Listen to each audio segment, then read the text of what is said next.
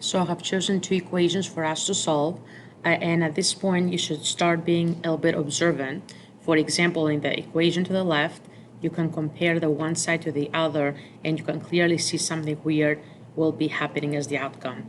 But let's start anyway. Right here we have like terms, so we will put them together. We'll bring the -4 down, and then there's nothing to do on the other side right now.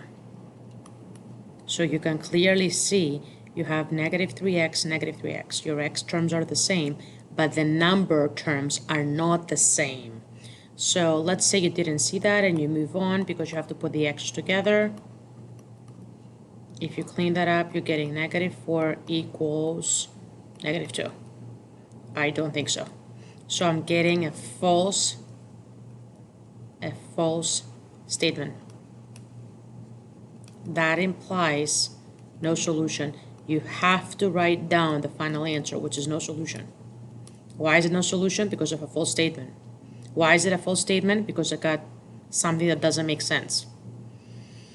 The other one on the other side, if I clean these terms, if I put them together, -x plus 3 equals, these are like terms, -x, and these are like terms, plus 3. So if you compare the left side, it's exactly equal to the right side. So this is what we call an identity, which will make me to have many solutions. But again, even if you move on, try to put the x together, you're gonna get 3 equals 3, which is always true. So unlike the other case, which was false, this is true. A true statement. And you have to finish it, which means many solutions. Now, what does many solutions imply?